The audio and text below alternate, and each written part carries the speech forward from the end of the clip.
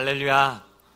성령 강림절을 맞이하여서 오늘 찬양대가 찬양을 불렀던 것처럼 부르심의 목적을 분명히 마음에 새기고 돌아가는 복된 주일이 되기를 소망합니다. 오늘은 성령 강림절입니다.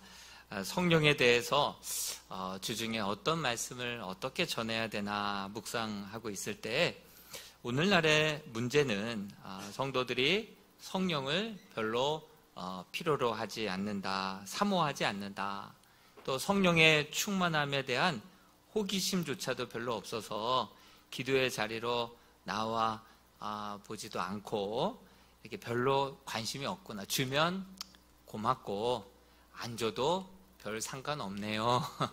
그런 마음으로 살아가고 있지는 않나 생각을 해보게 되었습니다. 왜 그럴까?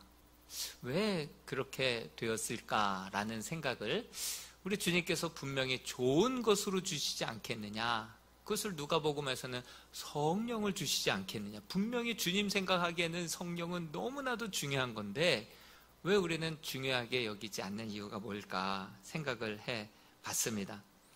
그런데 먼저 성령을 체험하고 방언을 받고 성령의 각양 은사를 체험하고 경험했던 그러한 믿음의 선배들이 별로 인격적으로 또 딱히 우리에게 참 믿음의 본을 잘 보여주지 않았기 때문에 우리가 성령에 대해서 좀 실망하고 있지는 않았나, 이런 생각을 해보게 되었습니다. 근데 이 모든 것들은 바로 성령을 하나의 능력, 에너지, 배터리를 충전하듯이 성령의 충만을 그렇게만 우리가 생각을 함에 그 근본적인 이유가 또 있는 것은 아닌가 생각을 해보게 되었습니다. 성령은 비인격적이지 않습니다. 성령은 그냥 능력이나 에너지 정도가 아니라 성령 하나님, 인격을 가지고 계신 성령 하나님이신 줄로 믿습니다. 성령은 우리 주님의 약속대로 오순절 마가의 다락방에 임했습니다. 근데 다락방에 120문도가 모여있을 때 성령이 위로부터 임재했고 그 가운데 뜨겁게 역사해서 막 방언이 나오고 그것을 어떤 능력처럼 사람들이 경험을 했단 말이죠. 그러다 보니까 이제 성령을 받기 위하여서는 사람들이 산으로 올라가고 또 기도원으로 올라가는 그러한 모습들을 우리 선배, 우리 목회자들을 통하여서, 선배들을 통하여서 볼 수가 있었죠. 또 거기에서 부르는 찬양도 이와 같았습니다. 성령 받아라, 성령 받아라.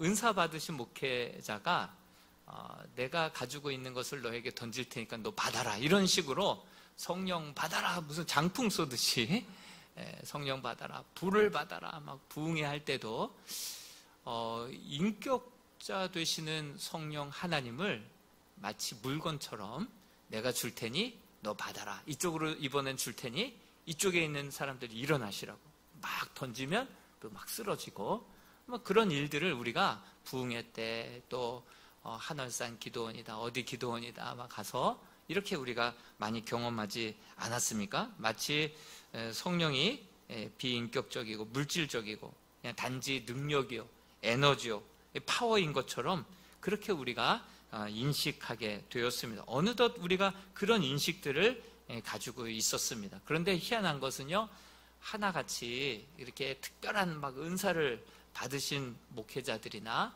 그러한 능력을 받은 성도님들 보면 교만하고 별로 인격적으로 존경스럽지 못하는, 좀 변화되지 않는 그런 모습들조차도 많이 봐서, 이게 꼭 은사주의 하시는 분들은 기도원과 연결되고 거긴 또 돈과 연결되어서 반드시 또 타락하고 문제들이 많이 야기되는 그러한 사회적인 문제들로 막 발생했었기 때문에 우리가 그 성령에 대해서 별로 기대감이 뚝 떨어진 것은 아닌가 생각을 해보게 됩니다.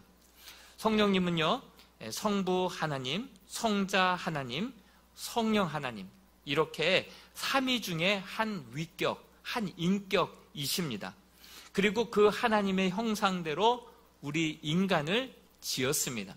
이 인격으로 우리 하나님의 인격으로 우리를 지었다 함은 우리도 인격이기 때문에 하나님과 교제를 나눌 수 있는, 짐승과는 다르죠.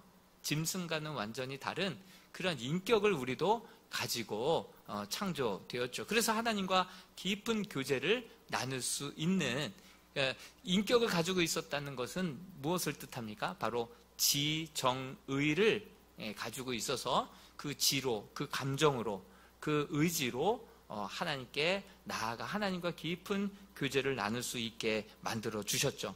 하나님의 형상대로 창조하셨다. 우리 창세기 1장 26절에 삼위일체론이 그대로 담겨져 있는데요. 우리 창세기 1장 26절을 같이 한번 읽어보겠습니다. 시작. 하나님이 이르시되 우리의 형상을 따라 우리의 모양대로 우리가 사람을 만들고 그들로 바다의 물고기와 하늘의 새와 가축과 온 땅과 땅에 기는 모든 것을 다스리게 하자 하시고, 보십시오. 좀 띄워주시기 바랍니다. 하나님이 이르시되 우리의 형상, 하나님이 태초에 하나님이 천지를 창조하실 때에도 우리라고 기록하고 있어요. 하나님을 향하여서 우리의 형상대로, 우리의 모양대로 우리가 사람을 만들자. 분명히 희한하죠. 하나님만 태초에 하나님이 천지를 창조하셨다. 하나님만 계실 줄 알았는데 우리라고. 여기 안에 이미 태초에 말씀이 계시니라. 말씀은 곧 예수 그리스도시니라. 하나님과 예수와 성령님이 이 태초에 함께 계신 거예요. 그래서 이 세 분이 함께 하나님의 형상대로 사람을 창조하신 거예요. 이 세 분이 천지 창조, 또 구원의 사역도 마찬가지예요. 예수님이 세례를 받으실 때 하늘이 열리고 성령의 비둘기 같이 임했죠. 예수님, 성령님, 하늘에서 음성이 들려옵니다. 이는 내 사랑하는 아들이요 내 기뻐하는 자다. 이거 창조, 구원, 그 다음에 지금도 세상을 유지하고 그대로 다스리실 때 이 성부, 성자, 성령 하나님께서 함께 이 모든 사역들을 감당하고 계시는 줄로 믿습니다. 그분이 그분의 형상대로 우리를 지었다. 우리도 바로 지정의로 지었다라고 하는 뜻인데요. 여기 이 말씀들 안에 삼위일체론이 들어가 있어요. 삼위일체라는 말은 성경에 한 구절도 나와 있지 않습니다. 그런데 엘로힘이라고 하는 이 하나님, 엘로힘은 히브리어로 바로 엘로아흐라고 하는 이 단수명사의 복수형으로 기록이 된 거거든요. 그러니까 이 하나님이 복수형으로 기록이 되어 있는 거예요. 그런데 동사들은요, 하나같이 다 단수로 기록되어 있어요. 영어로도 복수 주어를 쓰게 되면 동사는 s를 붙게 되지 않습니까? 복수로 기록해야 되는데 하나님은 복수로 기록되어 있는데 여기에 있는 단어들, 이르시되, 만들고, 다스리게 하자, 이 히브리어 동사들은 다 단수로 기록되어 있는 거예요. 그래서 여기에서 삼위의 하나님이 일하셨지만 한 분처럼 일하셨기 때문에 삼위일체론이 여기에서 나오고 신약에도 나오고 성경 곳곳에 나와서 그 삼위일체 하나님을 우리는 믿고 의지하는 것이죠. 근데 그 하나님이 동물과는 다르게 하나님의 형상대로 우리를 인격으로 지으셨다는 거예요. 왜? 하나님과 깊은 긴밀한 교제, 동행, 함께 만남이 깊은 교제로 이어져서 함께 교류를 동행하기 위하여서 그렇게 하나님의 형상대로 우리를 지으셨다라고 하는 사실이죠. 인격으로 지었다라고 하는 뜻은 지정의가 있다는 거예요. 지식이 있고 또한 감정이 있고 또 의지가 있어서 그렇게 하나님과 긴밀한 교제를 나눌 수 있게 하셨죠. 그렇습니다. 성령님께서는 이 지성을 가지고 계시는 분이에요. 성령님은 이 지성을 가지고 계신 분인데 우리 고린도전서 2장 10절을 같이 한번 읽어보겠습니다. 시작. 오직 하나님이 성령으로 이것을 우리에게 보이셨으니 성령은 모든 것 곧 하나님의 깊은 것까지도 통달하시느니라. 그렇습니다. 성령님께서는 모든 것을 알고 계십니다. 하나님의 깊은 것까지도 다 통달하셨다라고 기록하고 있죠. 그렇습니다. 우리가 함께 교제를 나누고 우리 주님을 우리가 영접하는 순간 내 안에 내주하시는 성령님은 정말 우리의 과거도 아시고 우리의 현재도 아시고 우리의 장래일도 다 아시는 분이십니다. 그것이 바로 성령님의 지성이죠. 여러분들이 성령님이 단순한 에너지, 능력 이런 정도가 아니라 인격을 가지고 계시되 특별히 지성을 가지고 계시다. 나의 과거도 알고 현재도 알고 나의 자그마한 생각도 다 알고 계신다. 그리고 하나님의 깊은 것까지도 다 통달하고 계셔서 우리가 갈 바를 알지 못할 때 그분께 나아가서 이 고난을 주신 이유를 묻고 정말 그분과 교제를 나누다 보면 그 모든 것을 우리에게 생각나게 해주시고 가르쳐 주시고 인도해 주시는 분이다라는 것을 알게 되면 우리의 삶이 그분에 대해서 어떤 태도가 되겠습니까? 사뭇 진지해지고 그분이 다 아시지, 내 생각도 아시고 숨겨놓은 동기까지도 다 아시지 할 때 우리는 거룩한 성전이 되고 우리의 삶은 더욱더 하나님 앞에 주를 의지하는 그러한 신앙으로 깊어져 가게 될 줄로 믿습니다. 그 모든 것을 통달하신 분이 우리 성령입니다. 우리의 장래일도 아신다. 이 고난을 주신 이유도 안다. 이런 유혹을 주실 때 어떻게 이길 힘도 그분께 있다. 이것을 다 안다라고 할 때 그분을 우리는 존중하고 그분을 더 의지하고 그분 앞에서 거룩하고 진실되게 살아갈 힘이 그분에게로부터 시작될 줄로 믿습니다. 뿐만 아니라 그분은 진리의 영이기 때문에 우리 안에서 우리를 어떻게 이끄십니까? 우리 요한복음 16장 13절에 보면 이렇게 기록되어 있습니다. 그러나 진리의 성령이 오시면 그가 너희를 모든 진리 가운데로 인도하시리니 그가 스스로 말하지 않고 오직 들은 것을 말하며 장래일을 너희에게 알리시리라. 그렇습니다. 여러분, 죄 많은 죄에 발 담그고 살아가는 우리를 진리 되신 성령님께서 우리에게 때로는 고난도 주시고 때로는 감동도 주시고 때로는 감화도 주시고 때로는 이 막 교통 역사 충만하게 인도해 주셔서 결국은 우리를 진리 가운데로 이끌어 주시는 분이 우리 성령님이신 줄로 믿습니다. 우리 성령님께서는 그런 지혜, 지식을 가지고 계신 분이다라는 것만 분명히 믿고 성령님과 함께 교제를 나눌 때 우리의 태도, 우리의 신앙이 달라지는 것이죠. 두 번째로 우리 성령님께서는 감정을 가지고 계시는 분이십니다. 에베소서 4장 30절에서 32절 말씀도 같이 한번 읽어보겠습니다. 시작. 하나님의 성령을 근심하게 하지 말라. 그 안에서 너희가 구원의 날까지 인치심을 받았느니라. 너희는 모든 악독과 노함과 분냉과 떠드는 것과 비방하는 것을 모든 악의와 함께 버리고 서로 친절하게 하며 불쌍히 여기며 서로 용서하기를 하나님이 그리스도 안에서 너희를 용서하신과 같이 하라. 아멘. 다른 번역본을 다 보니까요, 성령을 근심하게 하지 말라라고 하는 말이 다른 번역본에는 성령을 슬프게 하지 말라. 성령은 감정을 가지고 계시는 인격체이십니다. 성령은요, 우리가 성령을 따라 살아가지 않고 말씀대로 살아가지 않고 우리를 창조하신 목적대로 우리를 구원하신 그 목적대로 계획대로 우리가 살지 않을 경우에 그 성령님께서는 마음에 근심을 하십니다. 여러분, 우리 자녀가 집에 방에서 나오지도 않고 계속 우울하고 꿀꿀하고 힘들어하고 대인기피증에 그렇게만 있으면 부모가 얼마나 속이 터집니까? 또 밖에 나가서 술 취함과 방탕함과 세상의 친구로 그 부표와 같이 목적 없이 막 그렇게 배회하고 방황한다고 한다면 그것 또한 부모의 얼마나 큰 근심과 염려거리가 되지 않겠습니까? 성령님께서 이렇게 행할 경우에 여기 성경에도 보니까 악독과 노함과 분냉과 또 이거 다 관계를 깨트리는 용어들, 이렇게 할 경우에 성령님께서 심히 근심하시죠. 형제들끼리도 막 싸우고 다투고 그러면 어떻습니까? 부모가 속상하죠.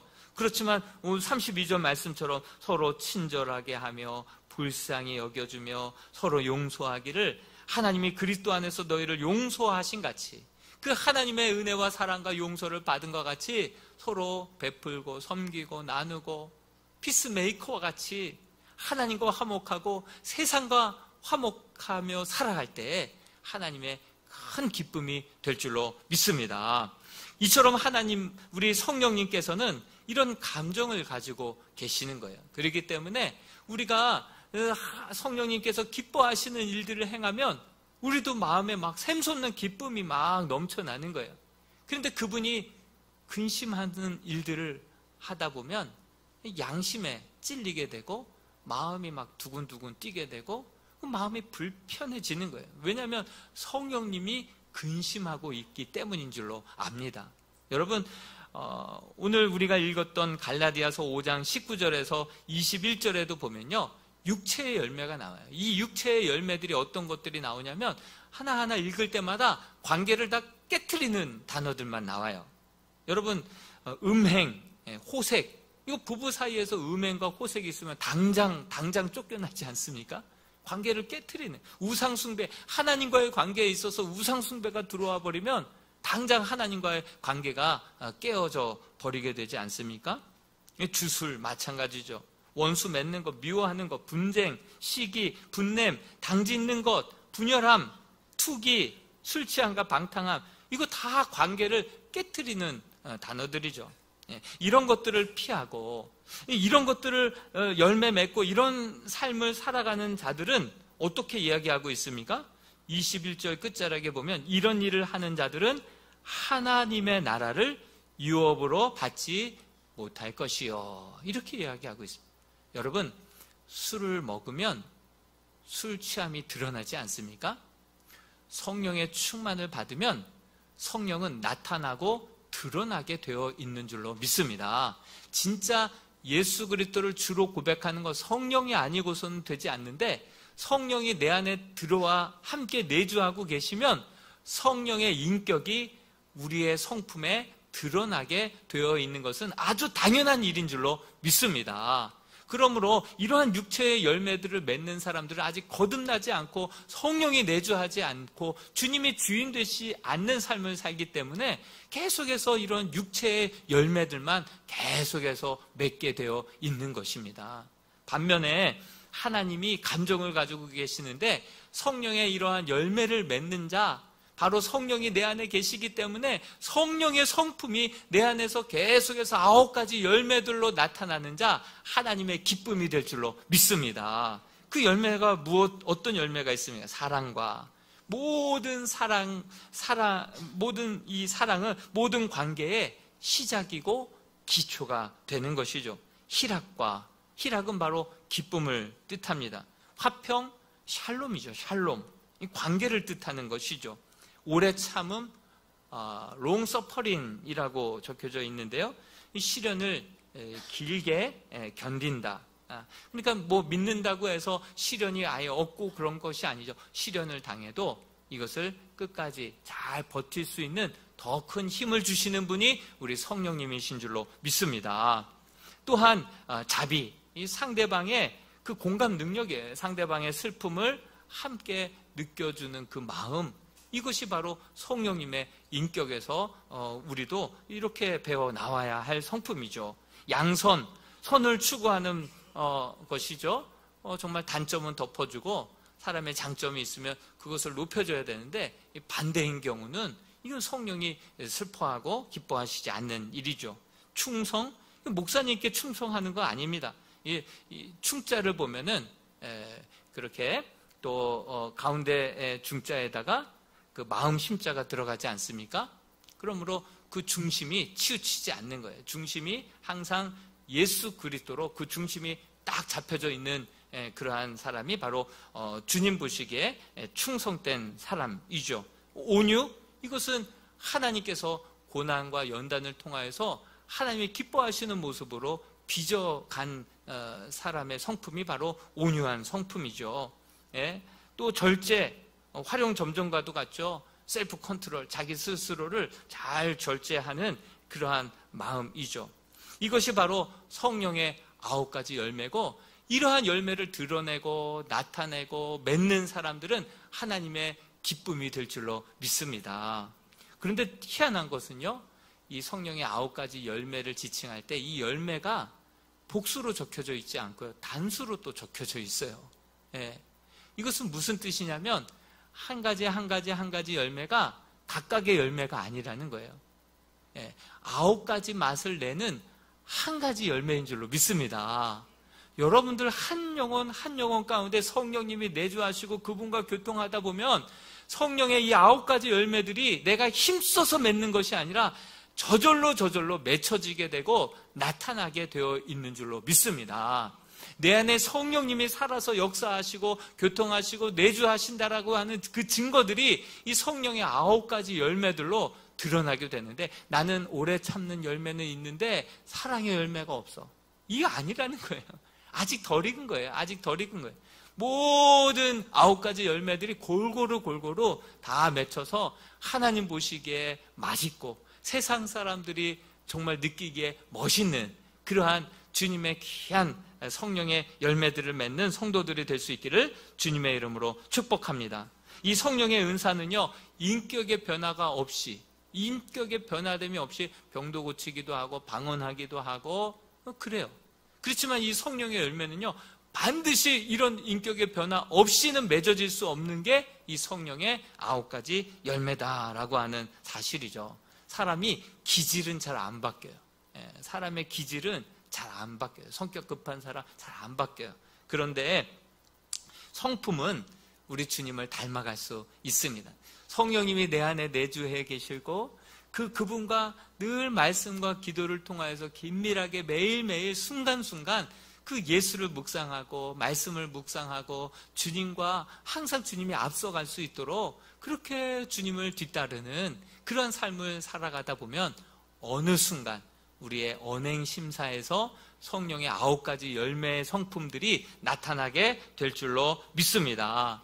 이것은 뭐 공적 이런 거 하나도 없어요. 그냥 하나의 인간됨을 뜻하는데, 성령님께서 내 안에 내주하실 때 그분을 인격으로 여기고 그분과 날마다 성령의 교제와 교통을 나눌 때 진정 그러한 변화가 일어나게 되는 것이죠. 마지막으로 세 번째 보면 성령님은 인격체이기 때문에 의지를 가지고 있습니다.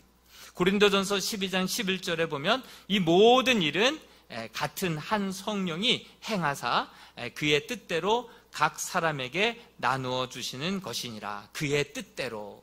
성령님께서는 의지가 있어요. 당신의 결정한 대로 자신의 뜻대로 한번 약속하신 것은 반드시 이루시는 분이 우리 성령 하나님이시다라고 하는 사실이죠.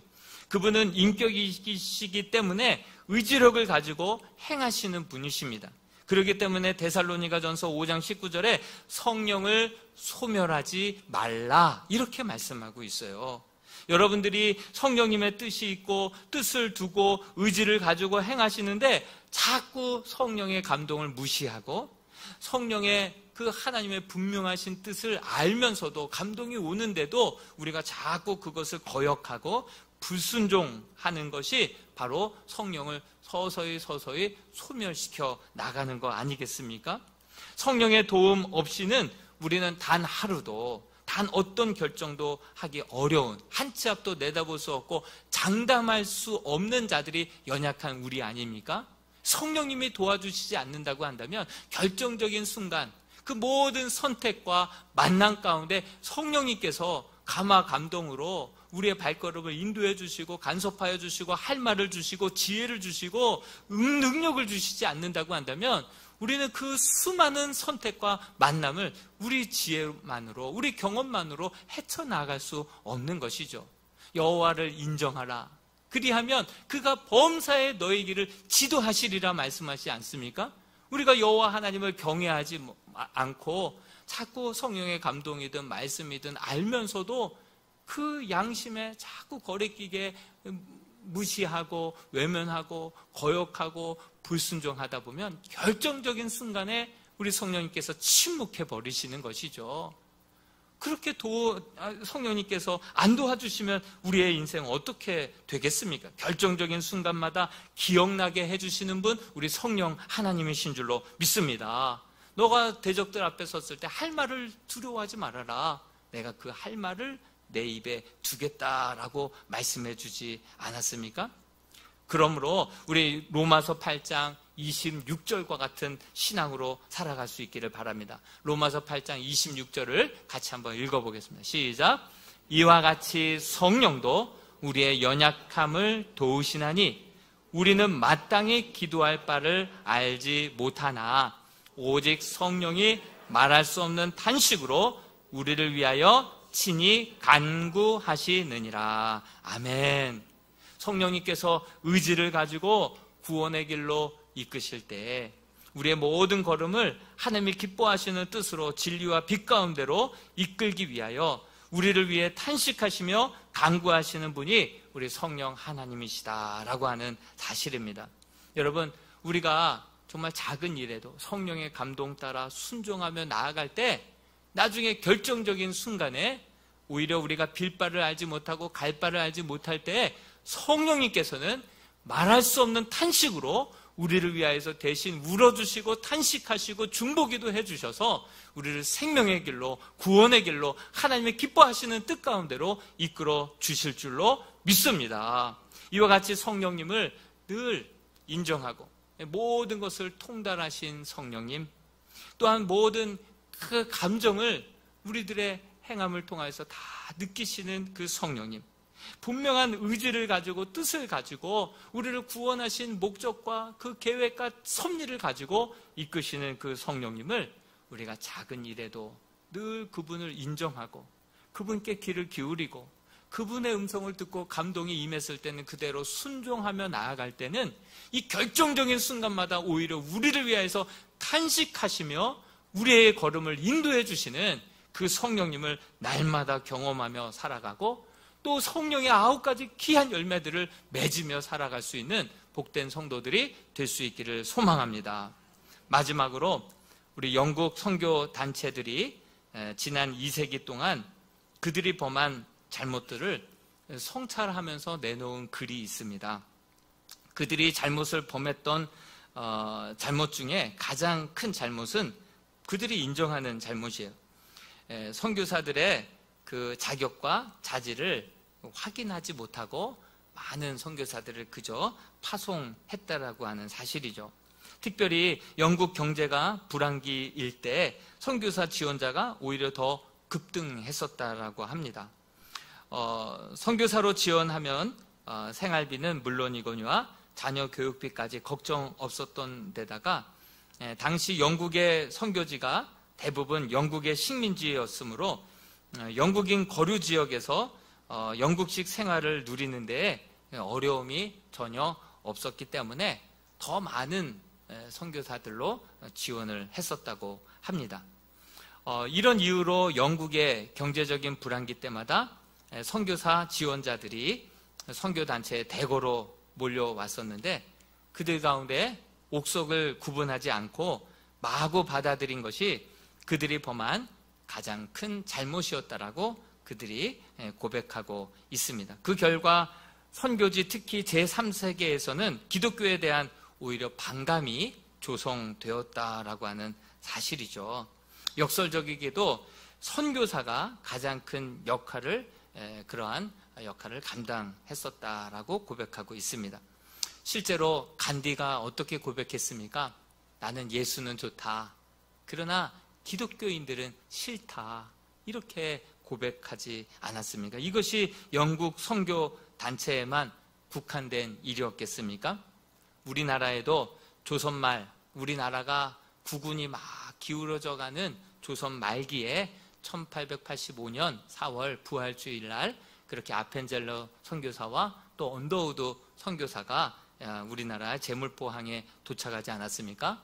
그들을 통하여서 복음이 편만하게 증거되었고 교회들이 세워졌고 또 다음 세대들을 위하여서 학교와 고아원과 또 병원까지도 세워가면서 그 벌써 기독교가 들어온 지 140년 만에 거의 기울어지고 일제시대 또 강점기를 통해서 다 강탈당하고 또 전쟁으로 말미암아 완전히 다 쑥대밭이 되었음에도 불구하고 정말 그 신앙이 이 가운데 복음이 떨어져서 140년 만에 정말 G7에도 초청받아서 그렇게 가는 그러한 국격으로 다시 성장하고 부흥하게 되지 않았습니까? 다음 세대에 대한 이러한 교육을 계속해서 선교사들을 통해서 복음과 함께 그런 열정이 이 땅에 심겨져서 그러한 놀라운 열매를 우리가 거두게 되었었죠. 그런데 그 틈에도 선교사님들 가운데에서는 그냥 단지 생활을 보장해 준다는 이유로 이 땅에 와서 그렇게 좋은 터에다가 화려하게 좋은 집을 짓고 아주 호화스러운 생활을 하다가 간 선교사들도 있었다라고 하는 사실이죠. 그래서 어떤 한 소녀가 그 선교사 앞마당에 와서 자꾸 열매들을 따먹으니까 그 소녀를 붙잡아다가 이마에다가 인을 딱 새기는데 도적 이렇게 새겨서 그 사진도 남아 있어요. 그리고 선교사들이 이렇게 신방을 갈 때 조선인들이 앞에 가마에다가 그렇게 선교사들을 태우고 그렇게 신방을 다녔던 그런 사진들도 남아 있죠. 어떻게 보면 이렇게 호화스럽게 생활하다가 조선을 떠났던 그런 선교사들도 분명히 있었죠. 여러분, 영국 선교단체가 자신들의 잘못을 언급했던 자격과 자질을 갖추지 못한 선교사가 우리나라에도 있었다라고 하는 사실이 사진에 남아 있습니다.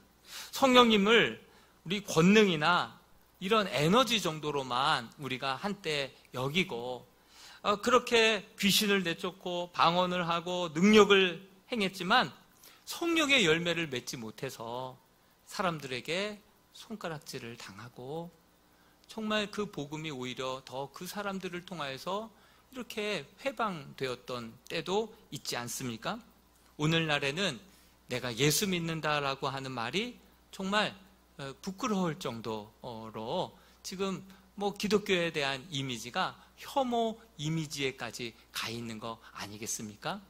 여러분, 우리가 성령님을 능력이요 에너지로만 삼고 살아갈 것이 아니라 성령님의 내주로 말미암아 그분과 늘 끊임없이 교제로 다듬어지고 주님을 닮아감으로 말미암아 성령의 아름다운 그 성령의 9가지 열매를 맺고 그 열매들로 말미암아 기독교에 대해서 상처받고 정말 등을 돌렸던 사람들이 치유되고 그들의 마음이 다시금 녹아지고 그들의 빗장이 열려서 다시금 주께로 돌아오게 되는 놀라운 역사가 저와 여러분들을 통해서 우리 이람교회 성도들을 통해서 다시 이루어지게 되기를, 다시 되돌려지게 되기를 예수 그리스도의 이름으로 축원드립니다.